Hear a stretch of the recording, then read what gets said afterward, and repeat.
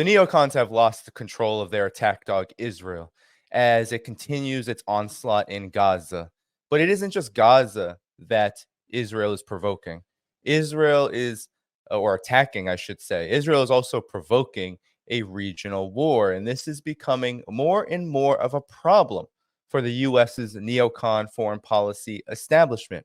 Now, it is important to say that the United States, certainly given its behavior over the last month plus when it comes to Israel's military operation, its outright genocide in Gaza, certainly does not disagree with what Netanyahu and the rest of the Israeli occupation forces, what they are doing.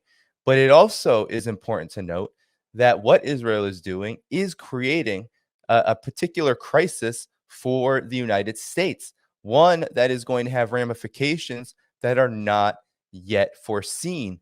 But there is an election coming up in the United States, and there's also the matter of the U.S.'s global standing amid what appears to be Israel's complete and utter miscalculation over the balance of forces in the region. But first, we have to talk about the diplomatic embarrassment that the neocons are facing. So I've covered Antony Blinken's traverse his travels all across West Asia, and in particular his visits to Israel. And these visits have not gone particularly well. Netanyahu has not responded very favorably to these so-called humanitarian pauses, what the United States does to or says to avoid the term ceasefire. And instead, all they have gotten are pitiful couple-hour pauses in bombing, couple-hour pauses in fighting, which really have done very little to stave off and reduce civilian casualties or in civilian deaths and murders. So there's also the fact that the United States is appearing more and more fragile and weak on the global stage in many other aspects of the foreign policy realm. We see this in Ukraine. We see this in regards to its containment policy toward China. We see it all across the world. But now Israel, what Israel is doing in Palestine is shining a light on how the United States actually does not have any control or very little control over what many see as its closest so-called ally.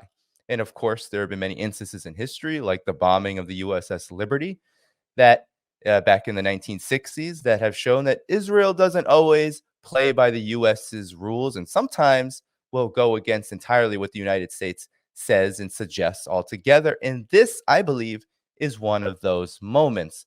So in the back door, in the back rooms, what Blinken actually says to Netanyahu, we don't actually know. What the Lloyd Austin says to Yoav Galant, we don't actually know.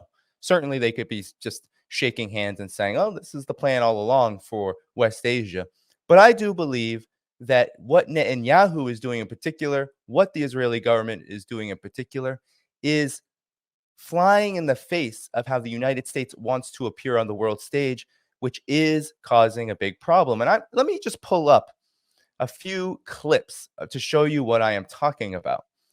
While certainly the United States supports Israel, does not at all oppose what Israel is doing in terms of its and here's a video I put that's a diplomatic embarrassment. It doesn't oppose what Israel is doing to Palestinians. However, the language that Netanyahu is using, how he is speaking to the United States is just utterly disrespectful. And this shows that the neocons have no control over someone like Netanyahu. They actually don't at all. They are appearing to be very squeamish and squirming. And look at Dana Bash. Dana Bash is a hawk. She is not. She works for CNN. The CNN is connected to the U.S. military-industrial complex. She supports almost every single, if not every single U.S. war since she's been at CNN. But here you have her squirming as Netanyahu is talking. And I think this is important because it shows that despite Blinken's efforts, Biden's calls, all of it, Israel is continuing its onslaught without any significant pause or change in its policy. So here we go. Are completely understandable goals that The United States very much supports understanding that Hamas is a barbaric terrorist organization. But Israel is not Hamas. And the United States also makes very clear that democracies have to do better. The Secretary of State, Tony Blinken, said that far too many Palestinian civilians have been killed. What is your response to that? I think any civilian loss is a tragedy, and the blame should be placed squarely on Hamas because it prevents them from leaving the war zone, sometimes at gunpoint. It fired on the safe zone and the safe corridor that we enacted the other day to prevent Palestinians from leaving harm's way. It puts rockets inside the schools, hospitals. It has tunnels below children's beds. I mean, this is what we're dealing with. Absolutely. So obviously we can't give them immunity. But because Israel isn't Hamas. So absolutely, that's she's not disagreeing with basically what was all war propaganda. The idea that Hamas is hiding under all of the beds of all the hospitals, so Israel has to bomb them, that human shields, all of this, that's all war propaganda. That's all debunked. They don't provide any evidence. They even plant evidence, like, for example, the image going around of the so-called Mein Kampf that was in Arabic inside of a so-called Hamas cell before it was all this stuff, right? They make up wholesale, altogether, war propaganda in order to justify bombing hospitals, refugee camps, all of that, all of the horrific things going on in Gaza right now that Israel is perpetrating. But you will see as this interview goes on, it's only a minute or so left, that despite agreeing, she is trying to push on behalf of the United States administration, on behalf of the Pentagon, this is who CNN works for, a different narrative, right? That Israel is not Hamas, meaning they're not like them. They're supposed to be a democracy. And you'll see her squirm as he shows how Israel actually doesn't care about any of that framing. It doesn't care how the United States thinks of it or how the United States should look or how the United States wants to promote Israel. Israel and Netanyahu in particular are just looking to carry out the objectives of war, which is the elimination, they say Hamas, but really it's the elimination of Palestine and leading into a regional war, which I'll get to. So here we go. Is Israel doing everything possible to take that into consideration? Yes, yes, Dana, and more than that. And more than that, we're trying to minimize civilian casualties. As a result of our ground action, I think the number of civilian casualties is actually being reduced because people are heeding our calls to leave the area and defying Hamas's attempt to keep them there. And we'll do everything in our power to do that. But, you know, the one example I could give you is this. Look, these savages, they perpetrated the worst horrors on Jews since the Holocaust. The German Chancellor Scholz called them. So there you have Netanyahu unhinged. And Dana Bash is getting more and more uncomfortable, as you can see. Every time she looks down, I believe that's her attempt to figure out when can she interrupt him. But she is, of course, so feckless, so pathetic, so much a tool of the war machine that she can't really figure out any of that because she doesn't do real adversarial journalism. But here you have Netanyahu mask off, now comparing Hamas to the Nazis, which is one of the biggest embarrassments, I think, in terms of Israel's narrative in this whole thing. And she is sitting through this as if it is curdling her stomach. So let's continue. Called them the new Nazis. Well, look at the old Nazis. The Allies were attacked by Hitler, and so they invaded France and then Germany. And when they did that, they went into the cities. They had to fight the German army that was often embedded in civilian. You see that? She looked down again because she's like, this. What is this guy talking about? She is very much wondering how can she intervene in this interview. It's not going well. All she wants him to say is, hey, Netanyahu, can you just be a good boy and follow along what the Pentagon wants you to say, what Washington wants you to say. They just want you to say that you care about civilians and you're going to do what you can to protect civilians and that the United States is with us and helping with that. And now you're going on a tangent about how Hamas are Nazis and how they all have to be killed and it doesn't matter what you do. In the cities, in civilian neighborhoods. And many civilians were killed. So who was the blame laid on to? Did they say, well, the Nazis are the Allies are wrong, the Allies should stop fighting? Or they said, look, use force as judiciously as you can, but don't give the Nazis any refuge. Defeat the Nazis, which is what we're doing. Prime Minister, we're using force in the most judicious way, but we have to defeat these new Nazis, and we will, for our sake, for your sake too. So she couldn't do anything in that interview, but she was disturbed. And so this is a theme now, right?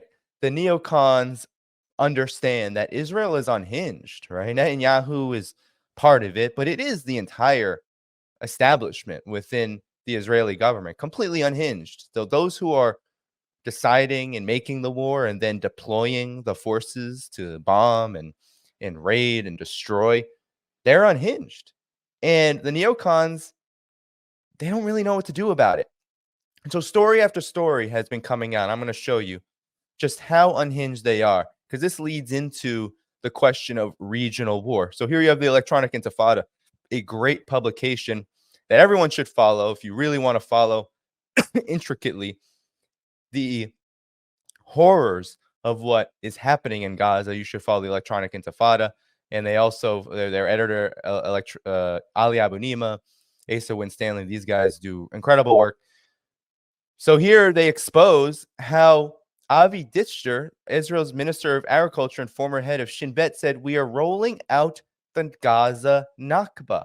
They're admitting this. We are now rolling out the Gaza Nakba. And if anybody doesn't know what the Nakba is, well, the Nakba is the 1948, in 1948, when Israeli forces, when the settlers waged a terrorist war, like a war of terror on the Palestinians, displaced hundreds of thousands, killed thousands, and it led to the situation that we're in now, where Israel claims ownership and occupation of the vast majority of land, homes, etc., territory that was once held by Palestinians. And mind you, Palestinians and Jews, a minority of Jews, peacefully for many years before that.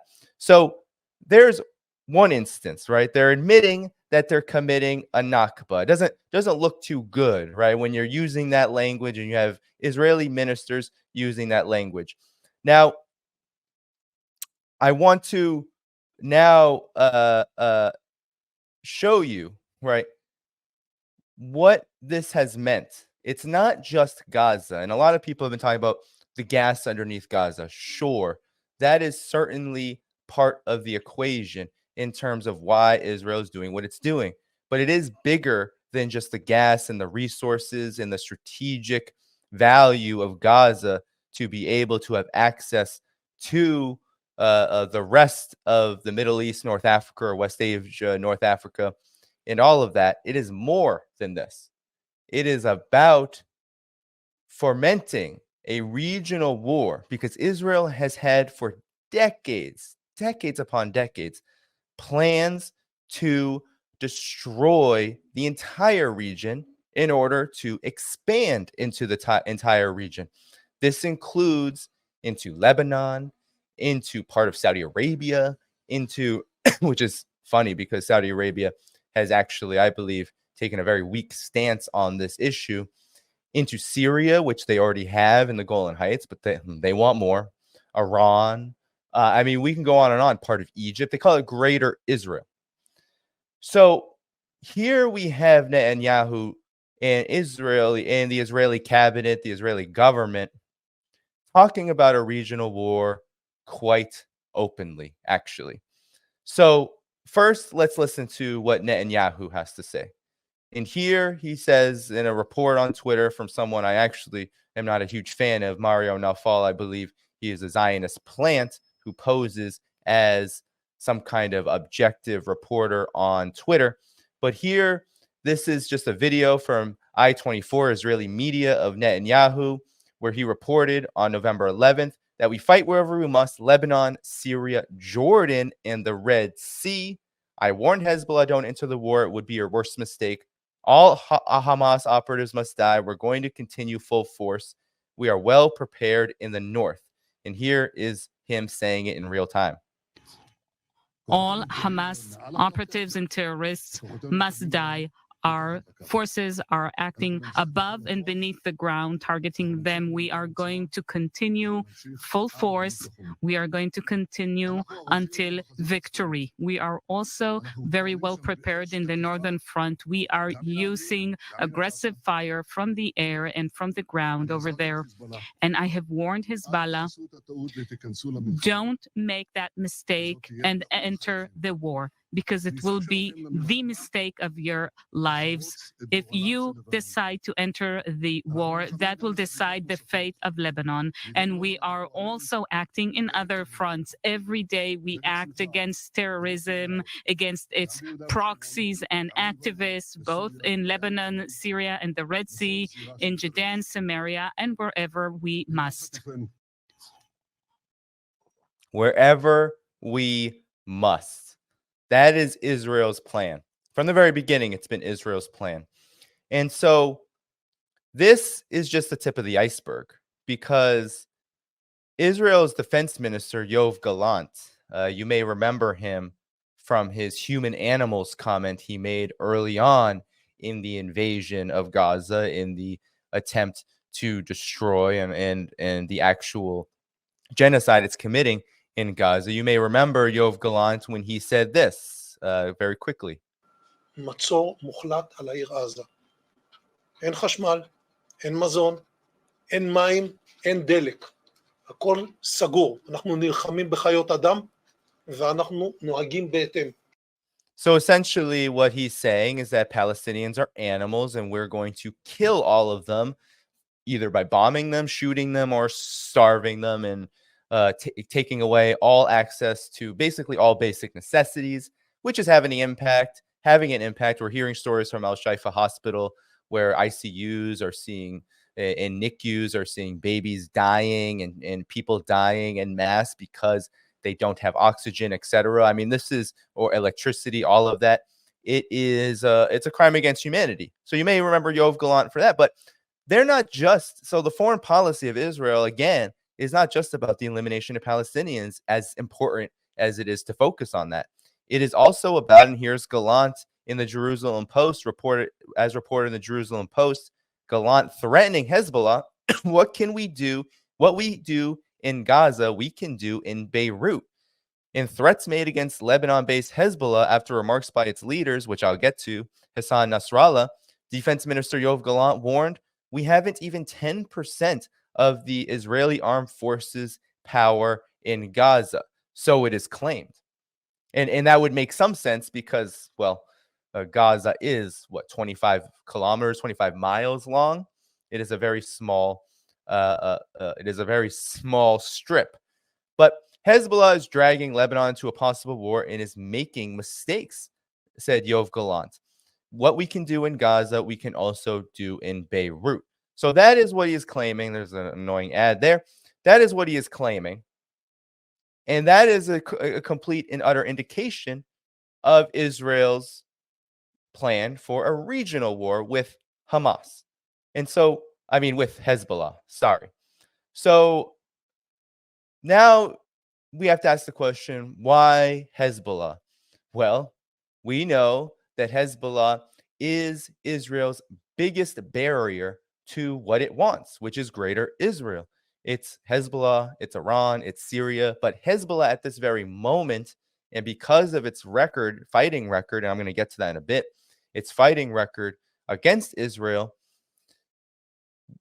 Hezbollah presents the biggest threat to Israel's ultimate goals. And of course, you notice how I haven't been talking about the neocons at all, because at this point, the neocons are having absolutely no bearing on what Israel does. And I'm going to get to how they're reacting to that in a second. So here's what Hezbollah had to say. So Hassan Nasrallah has given two speeches. Saeed Hassan Nasrallah, the Hezbollah chief, he's given two speeches since the start of the war. And many people believe, Hezbollah is going all in. They're going to intervene from the north. They're going to start hand-to-hand combat with the Israeli occupation forces, and it's going to be all over for Israel. It didn't necessarily happen like that because of the consequences of what that would bring to the region. But here is what Nasrallah had to say. He said that he's introducing, or Hezbollah is introducing, new weapons in the fight against Israel. The Lebanese group used Bukran missiles for the first time, said the Hezbollah chief, adding that the missiles could carry a payload of 300 to 500 kilograms. Hassan Nasrallah blasted the United States over the Israel-Palestine war, saying it is the only country that can stop Israel's wide offensive on Gaza, but doesn't do so.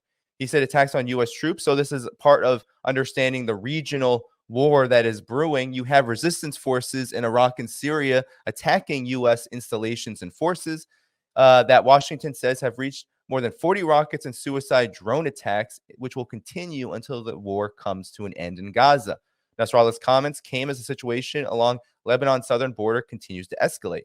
Hezbollah on Friday attacked northern Israel with 3 suicide drones after an Israeli strike in central Syria reportedly killed 7 Hezbollah fighters.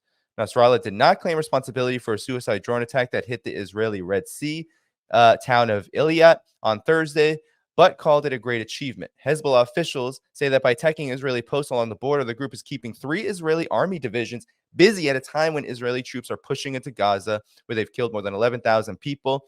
So that number is continuing to go up. I think it's closer to 15,000 people now, over 5,000 children. The side that can stop the aggression, said Nasrallah, is the side that is managing the aggression, America. And so Nasrallah announced new weapons, the Bukran missiles that can strike deep inside of Israel. So essentially, what Nasrallah said is that they have the potential to do some significant damage, and that you can tell that Hezbollah doesn't want to escalate right away, that it doesn't want to do that. And there's good reasons for that. If Hezbollah were to go all in, the United States, this is exactly what Israel wants. Israel wants Hezbollah to make a reaction to what it is doing so that the United States is pressured into coming into the fight. And why do I say that? Well, because the United States itself has admitted this fact. The neocons themselves have admitted this fact. And here is what I mean. Axios reported that Lloyd Austin warned Yoav Gallant about Israeli military actions in Lebanon. U.S. Secretary of Defense Lloyd Austin has expressed concern to his Israeli counterpart Yoav Gallant in a call on Saturday. So this was only a couple days ago as of this recording, about Israel's role in escalating tensions along the border between Israel and Lebanon, according to 3 Israeli and U.S. sources briefed on the call. So this is Axios' pontifications about this. Austin's message to Galant reflected growing anxiety in the White House that Israeli military action in Lebanon is exacerbating tensions along the border, which could lead to a regional war. Some in the Biden administration are concerned Israel is trying to provoke Hezbollah and create a pretext for a wider war in Lebanon that could draw the U.S. and other countries further into the conflict, according to sources briefed on the issue. Israeli officials flatly deny it.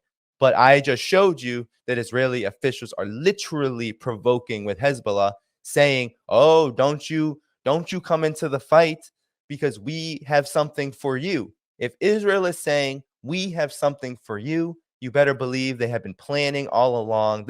They operate exactly how the United States operates, except unlike the United States at this point, which to a large degree has to fight wars by proxy, or else it will literally find itself in a nuclear conflagration. Israel does not feel like it has such restraints at the moment because of its special position in West Asia, that being a U.S.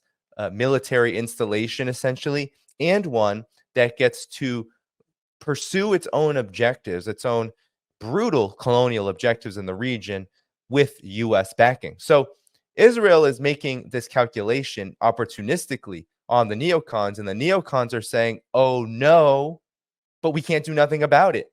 So that's the situation they find themselves in, and there is more and more worry coming out of official circles. So I just want to conclude by showing you how the media first in the present and then in the past have talked about Israel's prospect for regional war, what it would mean for Israel. And so you all know the Center for Strategic and International Studies. It is a neocon think tank funded by the U.S. Department of Defense and many other Western governments. the U.S. Department of State, and of course, military contractors. This think tank, of course, has been very essential in building up the war propaganda around Ukraine, around the U.S.'s provocations toward China. But here, it publishes a piece. Israel could lose. And now the language and the writing inside of this piece is not so, how should I say, hyperbolic. It really is very supportive of what Israel is doing, right? Look, it starts off with how much Israel has won in the past, right? It defeated everyone in 48 and 67 and 73, right? It talks up Israel. It even says it deterred Hezbollah, which you'll see Reuters contradicting this in a second. Historically, most astute observers, maybe clear-headed thinkers, understand that, in fact, Israel lost that war against Hezbollah, where it tried to invade Lebanon.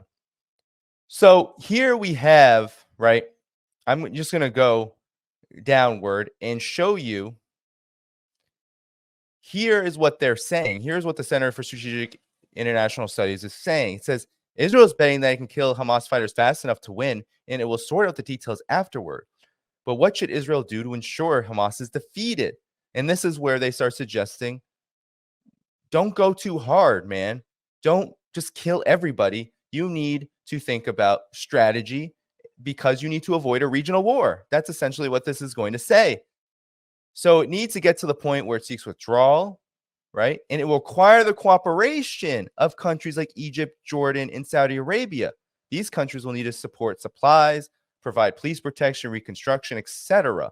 It will also need to reinvigorate the Palestinian Authority, right? That neo-colonial entity in the West Bank that has, in full effect, been completely neutralized because it was the authority presumed to lead a two-state solution. And then look what the United States did in Gaza. They empowered Hamas to take power in 2006.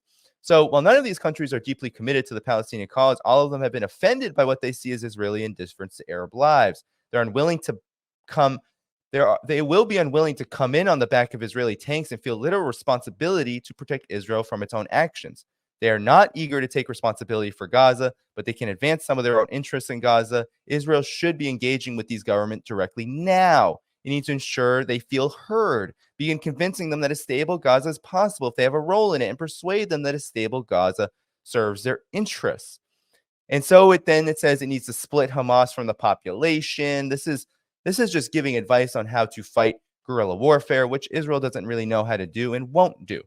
And then it talks about how he was in the Middle East, Antony Blinken, and how they're trying to get Israel off of the cliff because, well, they don't say it directly in the article, Israel may not win this war, right? It says it could be possible that this is the first war in Israel's history that it fought and lost, and that would be catastrophic. It has largely avoided Vietnam quagmires, and this could be one of them. It won't explain why that is. It probably doesn't feel confident to keep your job to explain why exactly that is, but I'll tell you why that is. And I'll pull it up. It's historically in the record by the Western corporate media itself. Israel can't defeat Hezbollah. That's why it is. Israel can't defeat Hezbollah. They can't. Reuters wrote in 2010, 4 years after the defeat that Israel incurred in Lebanon at the hands of Hezbollah when they tried to invade. This is the real reason. They don't want to say it at the CSIS, but Reuters said it for us more than 13 years ago. And here's what they said. Israel cannot defeat Hezbollah in a direct engagement, and the Lebanese guerrilla group would inflict heavy damage on the Israeli home front if war broke out, said a former Israeli national security advisor. Though outnumbered and outgunned, Hezbollah held off Israel's advanced armed forces in a 2006 war and fired more than 4,000 rockets into Israeli territory. I'm hearing that they have tens of thousands now of those rockets, and that they're technologically more advanced. The group has a domestic political base and has bolstered an arsenal that Israel describes as a strategic threat. And then tensions between Israel and Hezbollah's Iranian and Syrian backers have stoked expectations of renewed violence. So this is just an admission that I wanted to show from Reuters that the West knows this. The neocons know this.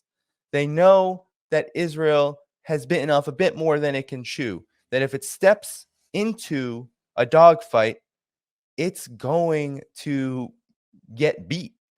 And no matter how much Israel thumps its chest, no matter how many Palestinians it kills, because this is a sign of weakness, the more you conduct wanton slaughter of an unarmed population, the more that you commit this kind of genocide, the weaker actually you are showing yourself to be, because you're unwilling to meet your objectives in a manner that is befit of an empire. Because empires, they kill a lot of civilians, but generally how the United States likes to do things is civilian deaths are collateral damage to a regime change kind of war, to a war for political and economic control. Israel is just wiping Palestinians off the face of the earth without any consideration truly to strategy.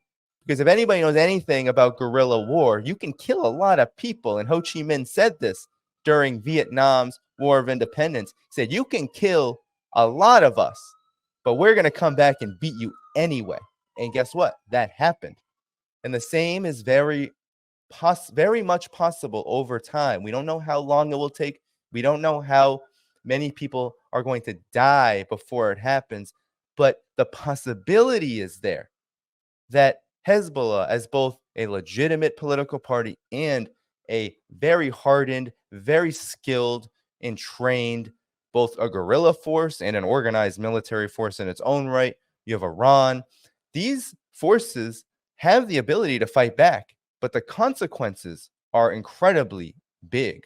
The consequences are so big that should it occur, you can basically, you'll kiss humanity goodbye in many respects, because it could easily go nuclear, but there will be massive losses of life, economic stability, etc. And that is where things are right now. That's why there seems to be this stagnation on the axis of resistance. It's not that they're not helping. It's not that they don't want to help. It's that the consequences are grave in large part because the rest of the region is pretty divided outside of the axis of resistance. They're not doing much to put pressure on Israel to stop. And of course, forget the United States. They have no leash on Netanyahu in the Israeli government right now.